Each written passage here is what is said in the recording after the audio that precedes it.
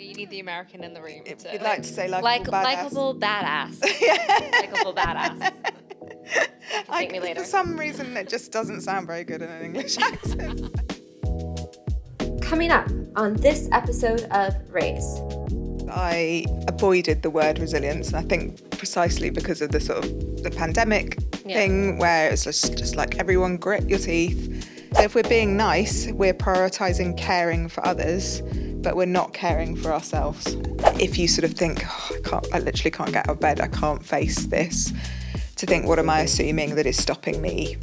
And so if we start with that narrative of I'm expressing my emotion in a safe way, then it helps other people to say, well, actually, I am also feeling frustrated. And they all sound a bit trite to say all these little tips, because I think we know... But they're trite because they work.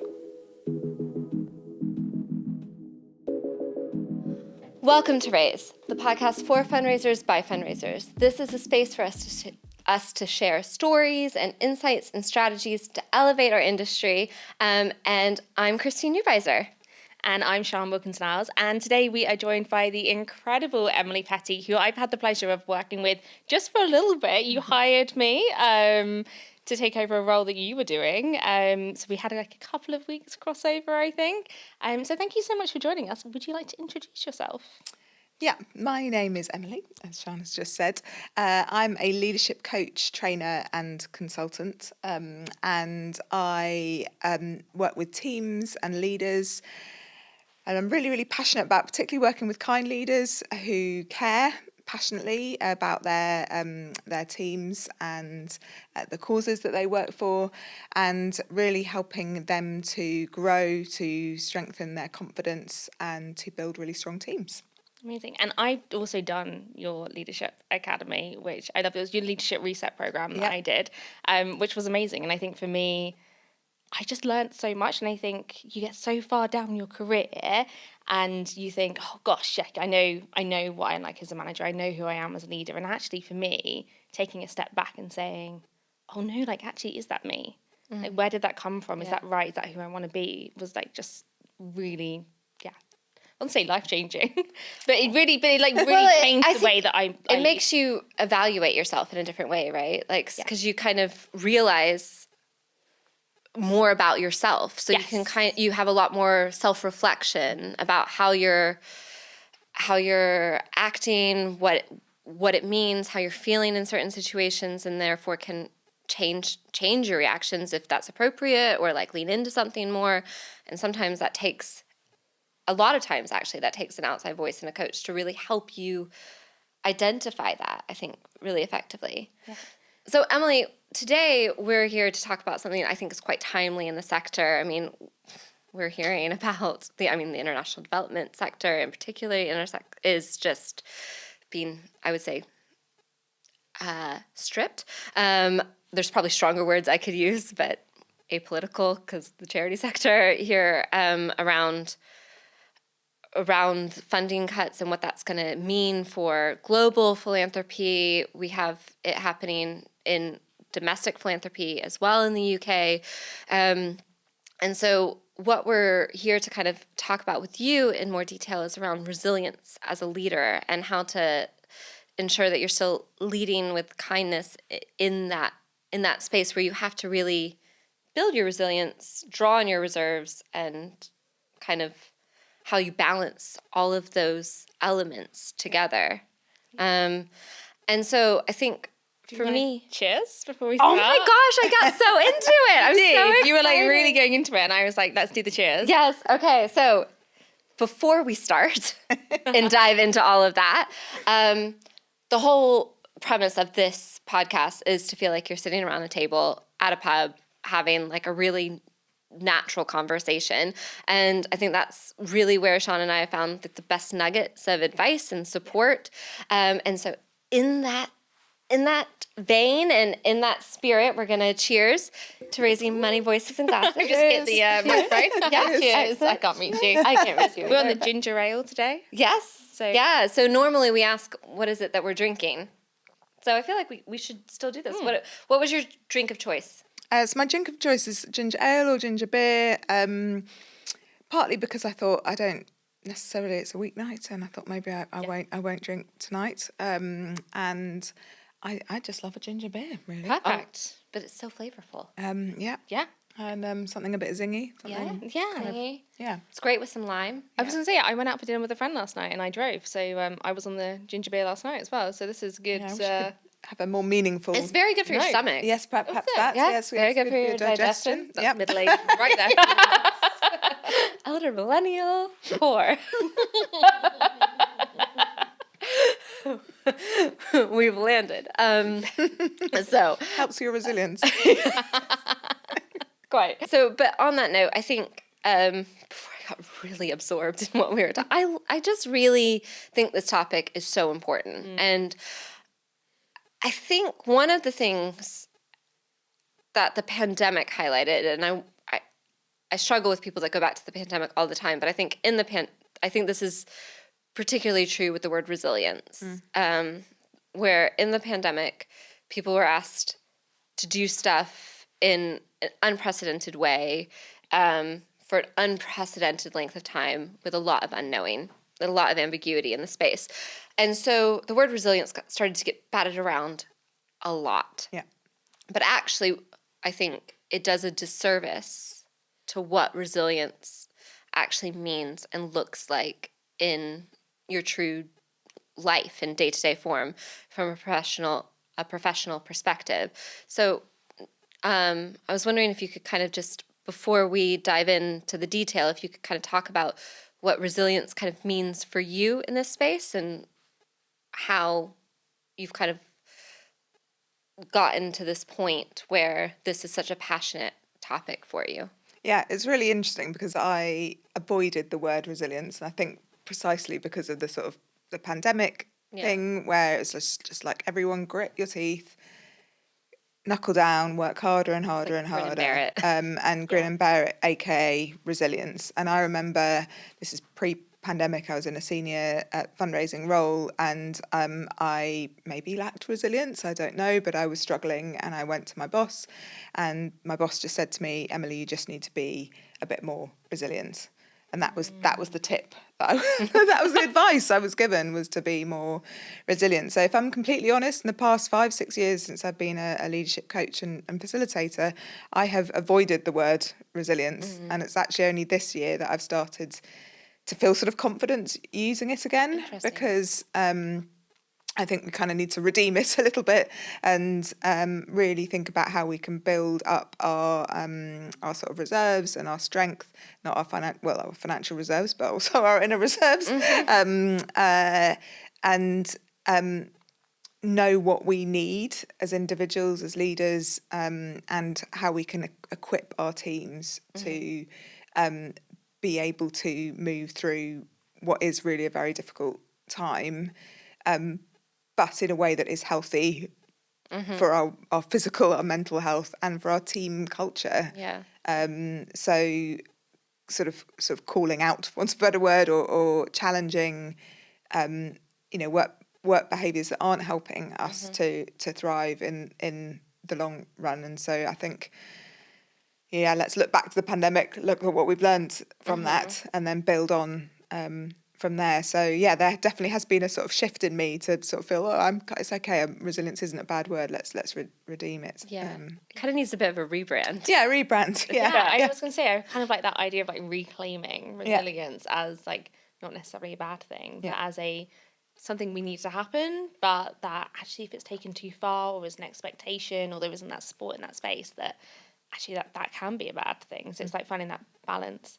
And actually I had a one-to-one today, and I was like, it just feels really difficult right now, like this. And I think sometimes it's okay to just call it out, and it isn't that you're not being resilient, and it isn't that you're not good enough to do it, but it's also okay to acknowledge this is really difficult right now, or I'm finding this thing really hard, or I'm a bit lost, I don't know where to go, and like those things are okay, and that humility, I guess, with resilience is really important. Yeah, exactly. And I think if you don't notice, I'm feeling a bit rubbish right now. Oh, why is that? Oh, that's because something is happening in my home life that I hadn't kind of considered is actually impacting me, or my health is not great at the moment, or my child is sick, or whatever else is happening at work. It's like, actually, if we don't stop to notice and acknowledge these things, then we're not going to be able to sort of move through them. But I think it is the noticing and building up our own self-awareness, like awareness of our emotions, like what am I feeling, and how are my emotions impacting how I'm showing up, and therefore what do I need to help me not kind of suppress my emotions, but talk about them, work through them, and take the next step forward. That's the key. It's the awareness piece.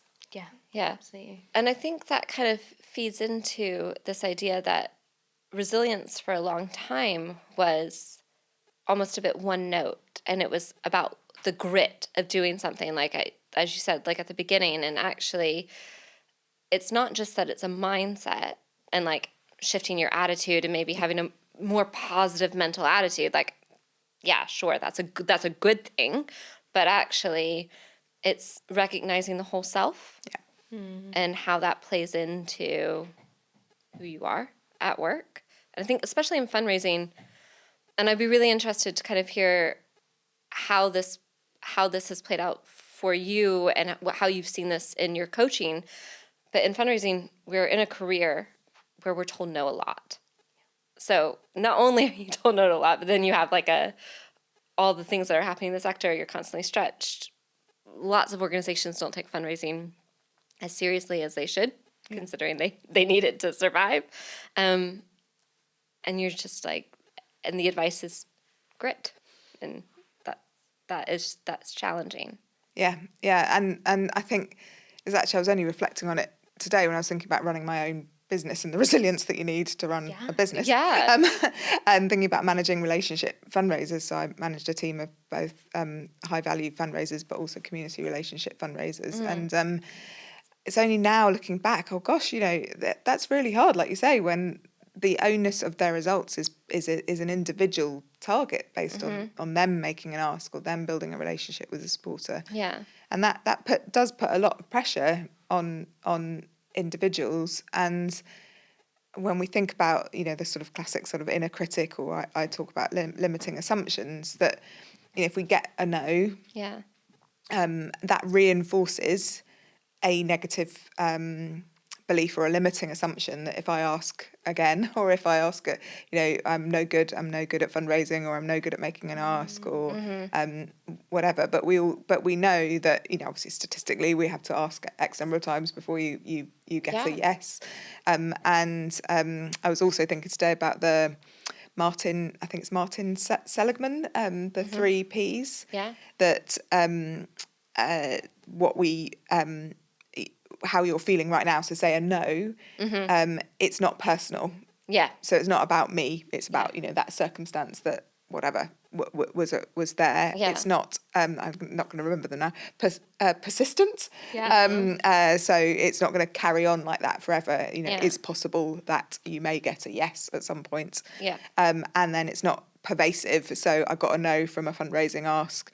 That means I'm going to get rejection in other aspects of my life. Yeah, exactly. So, and I find if I can remember those 3 Ps, which I often can't, it's quite helpful to frame it within that context. But it's so critical because those are really all of those things are actually really time bound, and they're also really, to add some more Ps, but it's quite personal to the person that you're asking, because the thing about fundraising is we're essentially selling a good feeling. Yeah. More or less. Like impact, absolutely. But it's an intangible thing that we sell, or we ask people to do and fundraise for, because they believe in, they have a kinship to the cause that we're doing. And that also means that sometimes it's not about you as a fundraiser. It's not even about the cause that you're representing, but it's about such a personal circumstance that individual is going through, or whatever, where that good feeling isn't the priority in that moment. But ask in 2 months' time, that might have completely changed.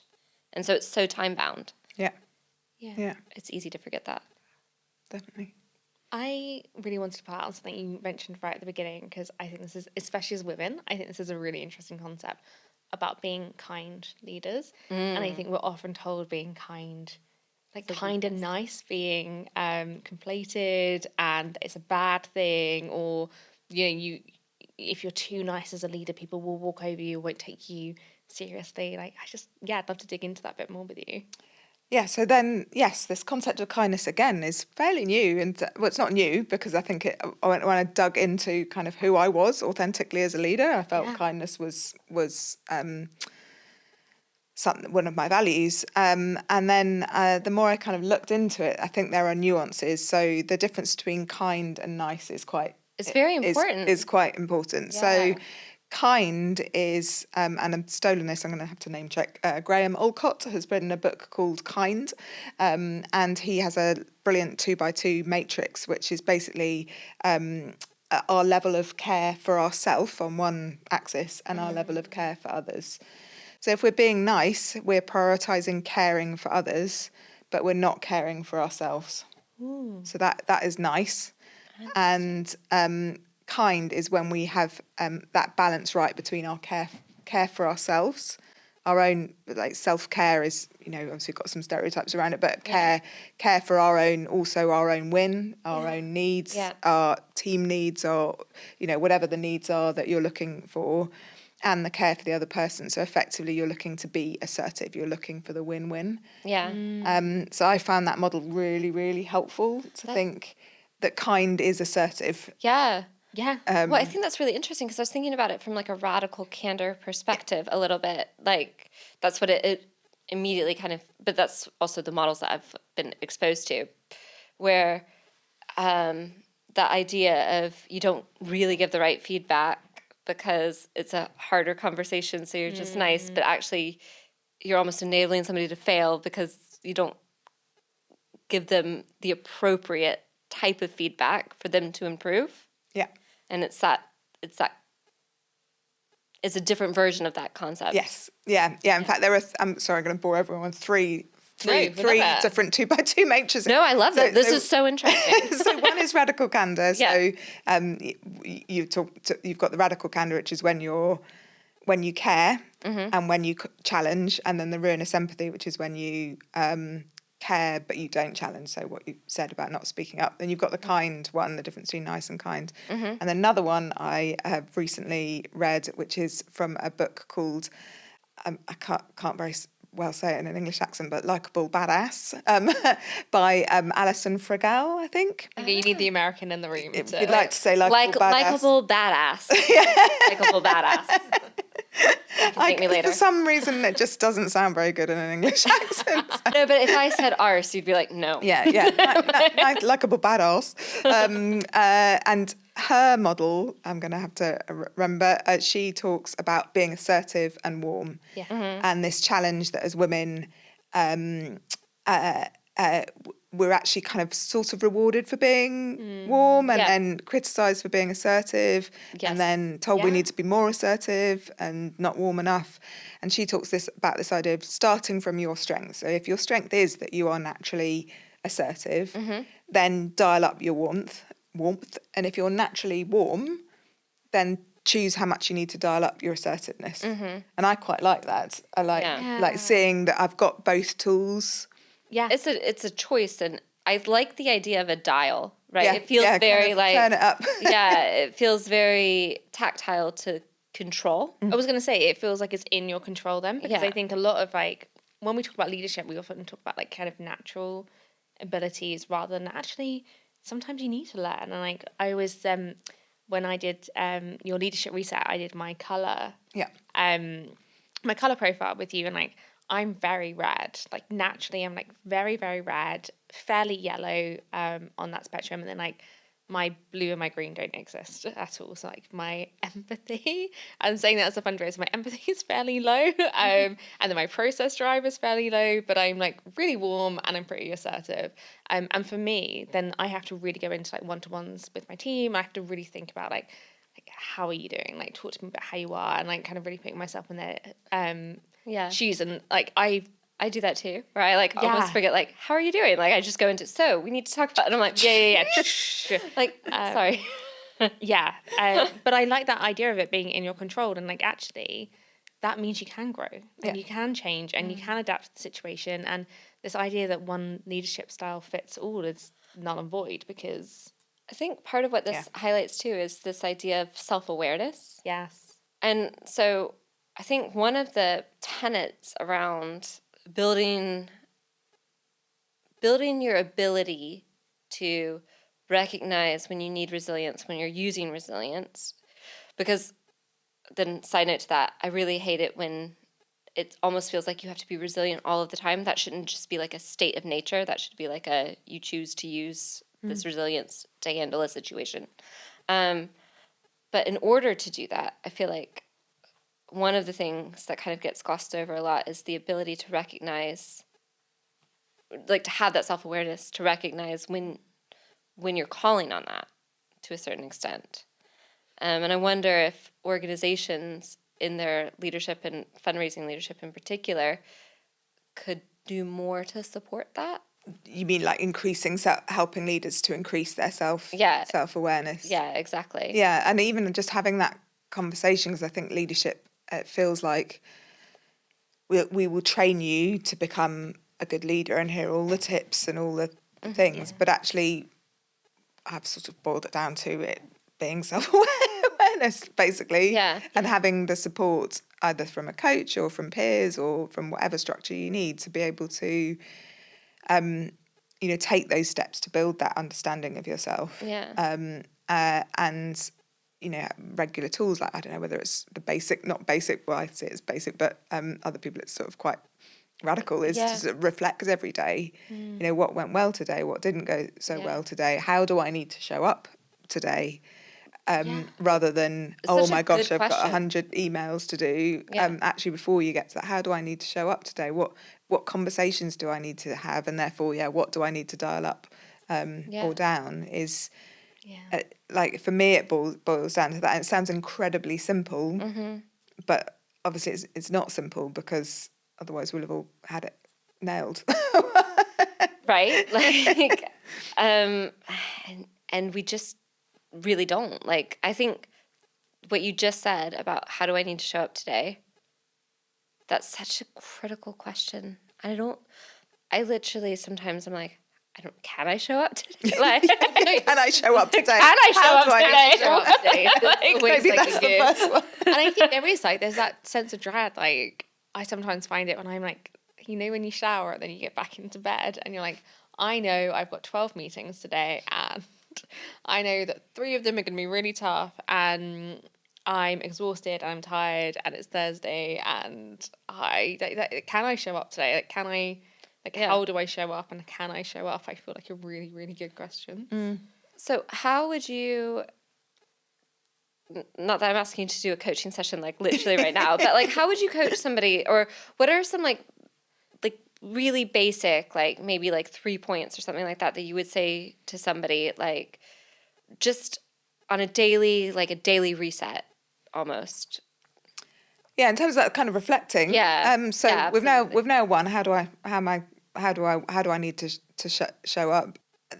This question always sounds a little bit vague to me, but what matters most, and I think the pre-work to that would be to know your values. To know, so if my values kindness, say for example, and I know I've got a difficult meeting, so what matters most is that I show up with kindness, but I am sort of stepping into radical candor. So sort of leaning on, what are your values? The next question would be, something around kind of what you want to achieve in the day, a goal maybe, and then if you sort of think, I literally can't get out of bed, I can't face this, to think, what am I assuming that is stopping me from doing X, Y, and Z?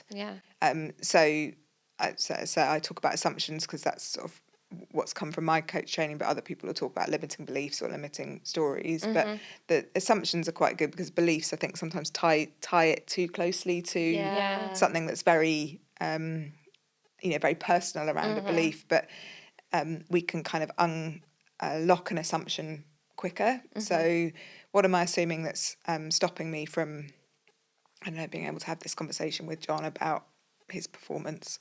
I always blame John. It was John. Poor John. Poor John. John always gets a bad... John Smith. But yeah, John Smith gets a bad bad. rep. We feel bad. So I need to have this conversation with John. What am I assuming that's stopping me from showing up in whatever way? So it might be that, I'm not very good. I'm not able to have the confident conversation with John. Yeah. And then we'd challenge it. Is it true that I'm not able to have a difficult conversation with John? It's probably too much to go into the podcast of to then what you do if it was true. So some people do find they are quite stuck. Yeah. But 9 times out of 10, it's like, no, it's not true. I can find evidence where I did have a difficult conversation with someone else. Yeah. And it didn't kill me. It wasn't that bad. Yeah. I survived and moved through. Yeah. And then you can say, so then what can I assume instead? Yeah. So I can assume that I am able to have this conversation that is the kindest thing to do. Yeah. So therefore I choose to show up as blah. Yeah. At a different organization that I'm at now, just for total transparency, we had a situation where we had to go through quite a significant redundancy process. And I remember one of the things we talked about at a senior leadership level was that clear was kind. Yeah. And that actually trying to spare people's feelings by not telling them what was going on was really doing a disservice to everybody involved, and people having information enabled them to make the right decisions for themselves, and that was the most important thing. And I think that kind of comes into what you've just said about, like, if you have to have a difficult conversation, what is the root of kindness? And it doesn't always feel like the nicest, and that's okay. And it's like squaring those two things together. Yeah, absolutely. And I think just speaking to the sort of communication thing, the worst thing is, particularly in times of sort of anticipated change, perhaps, is that in the vacuum, people make assumptions and they sort of add to a pear and an apple together and make an orange, and a whole sort of story or narrative is created. So even if you've got nothing to communicate, communicating that you've got nothing to communicate is better. Yeah, I was going to say, I think sometimes, especially when you're going through change, we go through this process of like, oh, you can communicate too much, or you can tell people too much. And actually, like, often that's not the case. I, having done a lot of change processes during my career, I don't think you can communicate too much. I don't think it's possible. And even if, like you're saying, even if it's I don't have any updates for you right now, or I don't have, but I've still got your back and I'm still here and I still want to listen. I still want to, like, I'm still here if you need me to talk to you, that sort of stuff. But like, sometimes, we just go through this like fear of communicating at all. And so then we don't communicate. Or we think it's going to cause more drama by communicating. But what happens in the absence of communicating is like a room mill. People make up a narrative. Yeah, but so the narrative is going to be there regardless of whether you communicate or not. So why wouldn't you communicate into that space and own it? Yeah, definitely. And then you can create better resilience with your team, because at least they then are up to date on what's going on. Exactly. Yeah, and I think talking about feelings is really, really key. So being I'm going to misquote it, but there's a quote that I used in a talk way back, I think it was in 2020, and it said something like, an emotionless workplace is still is a workplace of suppression, basically. So there are emotions, but they're just being suppressed. So actually being able to say that I'm feeling frustrated.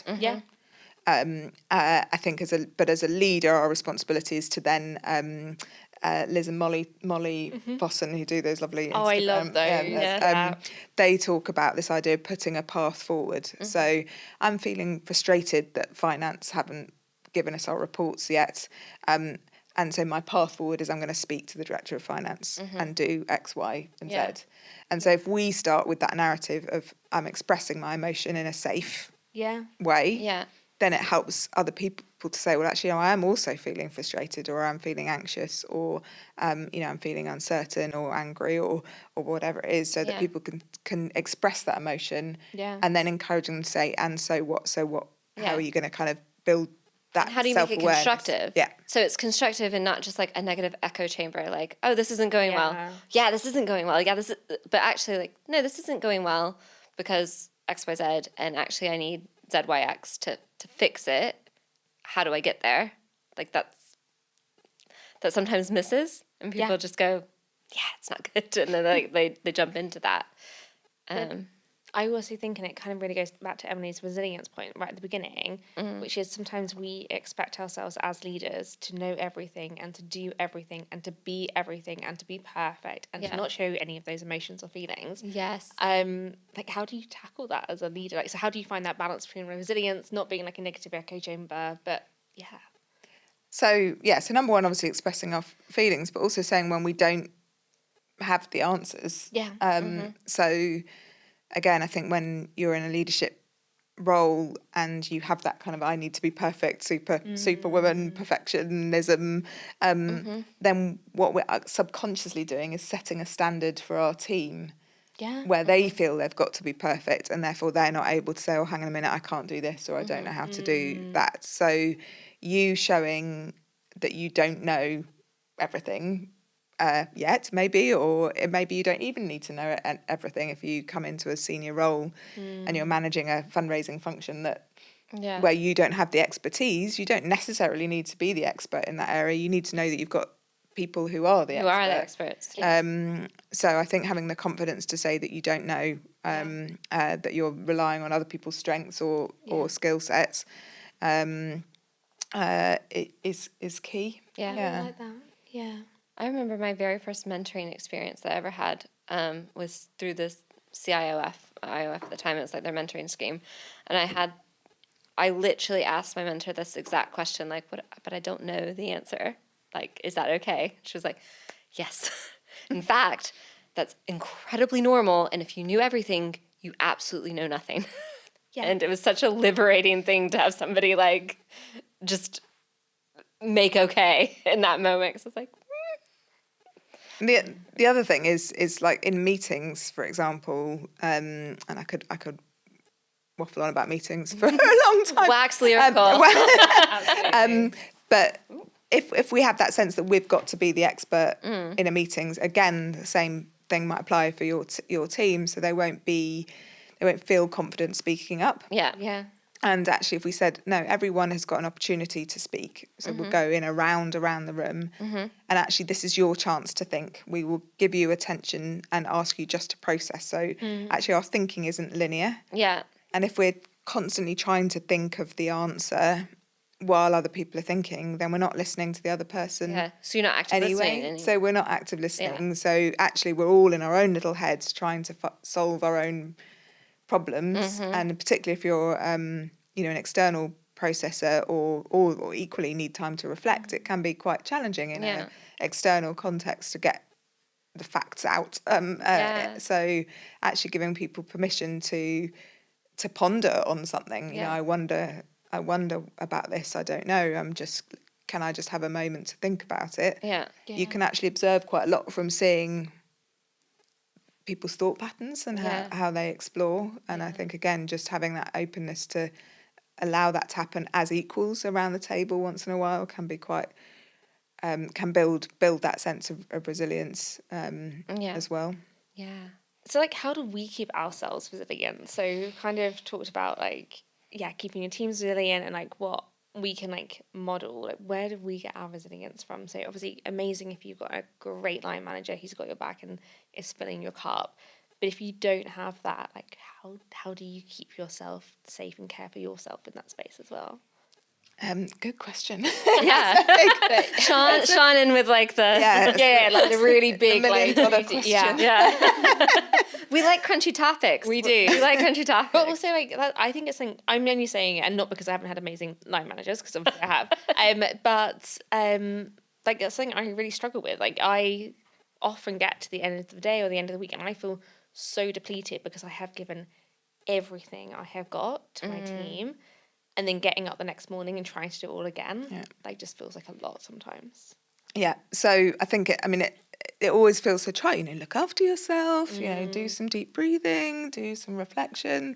All those things sort of feel maybe because I'm in that space, but it starts to feel a bit. I mean, it's all true. It's all really important stuff. So number one, identify what you need to maintain a sort of physical, emotional, spiritual, and mental health.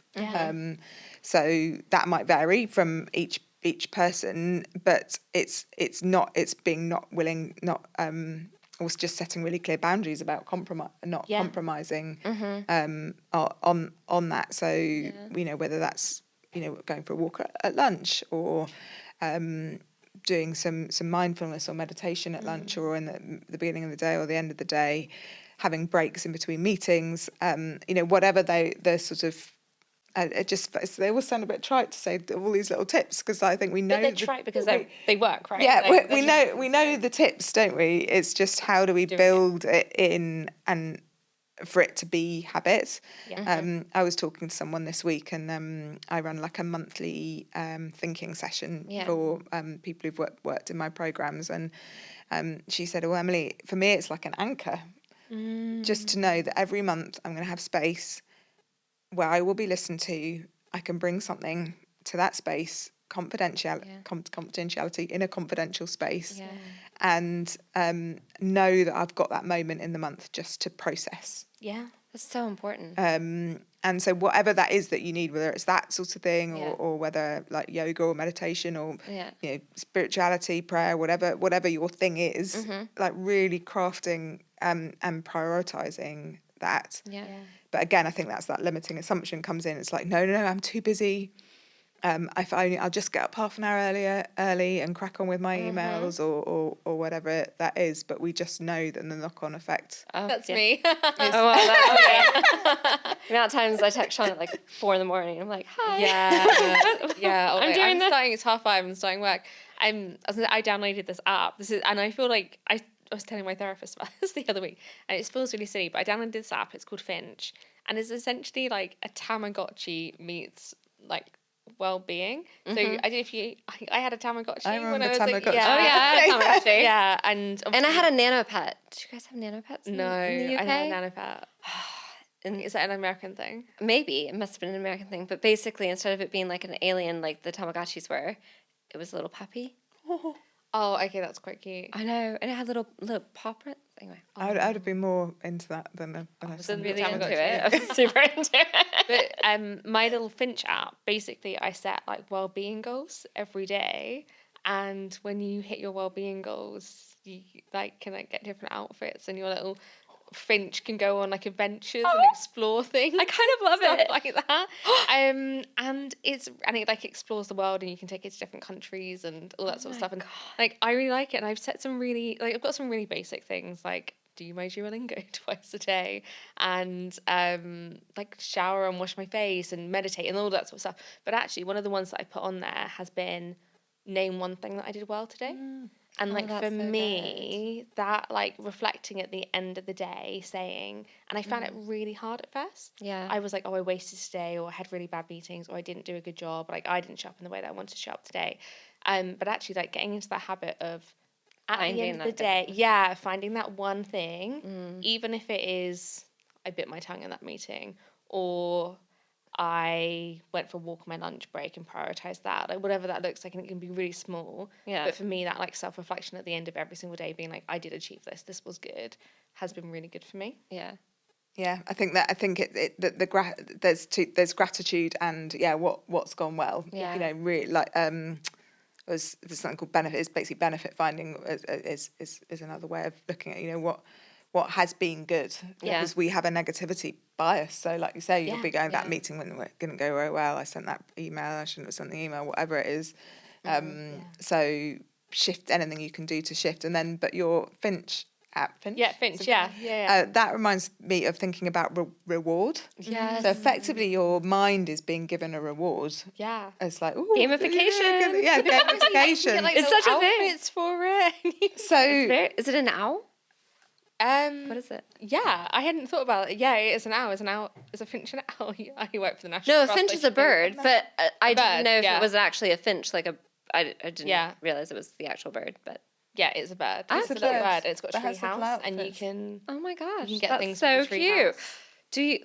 Can you link it? Can we link it in the show Yeah, we notes? can link it. When yeah. we I don't know if this is really sad, but I really like it. Like, I it mean, works, I and think it's a that's the thing. It works for me. Yeah. That's links to motivation. Like what Yeah. motivates us. Yeah. And that there's that reward, or we might be motivated by connection, Yeah. affiliation, getting results. So again, if you're not getting the fundraising results that you want, how can you reframe success? Yeah. Mm-hmm. So is success about the financial targets, or actually are there pre-targets that you could put there, or before that you can kind of reframe the outcomes of success? So we're going to run this event, and yes, obviously we've got some financial targets, but actually we've got another success criteria is that we're going to learn how to run a really excellent event, or actually how you reframing that, and I think then you'll get that dopamine reward. Yeah, no, it's hit. so important. It's so important.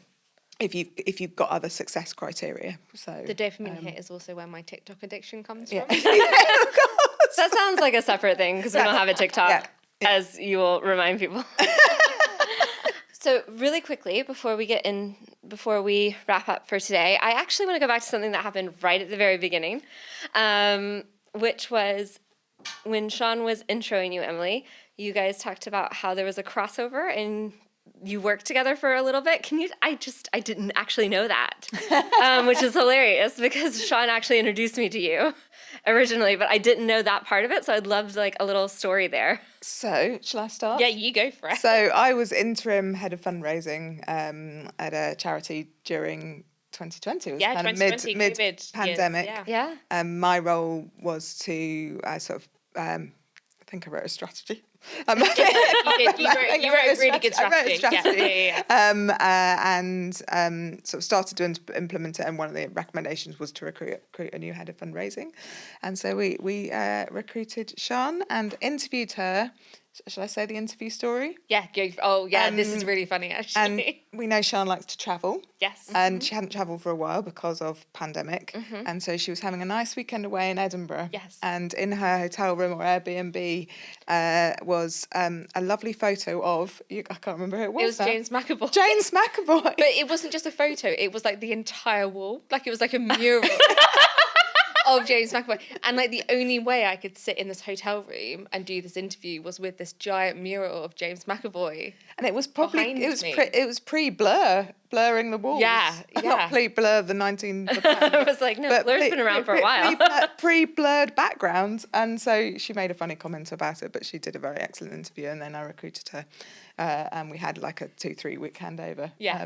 That's it was amazing. just like I just felt like the need to explain myself that I wasn't at home and I didn't decorate giant photos of James McAvoy. When I interviewed you, you were at a conference. Oh yeah. So you just that's true. were in different places I don't all the remember time. the last time I did an interview at home, actually. Because my current job, I did it at their offices. So, it's been a while. But yeah, we had a couple of weeks handover, which was good. And then, that was a big job. It was. I learned a lot from you. Thank you. I learned a lot from you as well. Seeing you come into a role, and it was quite interesting because you don't often have handovers with people. So I learned a lot in that 2 weeks. Thank you. So, yeah. Cool. Great. So thank you so much for joining us. So the question we always ask everybody at the end is if there's one thing you wanted to leave everybody with today that you kind of hope that they take away with them, what would it be? I think it is that kindness thing. I think that kind, nice matrix. I think if we can, reframe kindness as something that isn't kind of nice and fluffy and nice, but kindness is where we deeply care for others, and we deeply care for ourselves. And so when we think I want to be kind, the kindest thing to do for others would be to look after myself first. So I think that would be the summing up of what I'd like people to take away from this. That's amazing. Perfect. I love Thank that. you so much for joining us today. It's been really good. Yeah. Lovely to be with you. It's been so great. Thank you. And thanks for dealing with us when I couldn't get the intro right for 4 takes. Thank you so much for joining us for this episode. It has been great to have you, and I hope you found this as inspiring as I have. Please do like, share, and subscribe. It really helps us reach even more incredible people out in the charity sector, and hopefully they will also find it really useful. You can find us at our website, which is thisisraise.co.uk, and you can find us on Instagram at Raise Charity Pod. But for now, thank you so much for joining us, and here's to raising money, voices, and glasses. Cheers! Cheers! Cheers!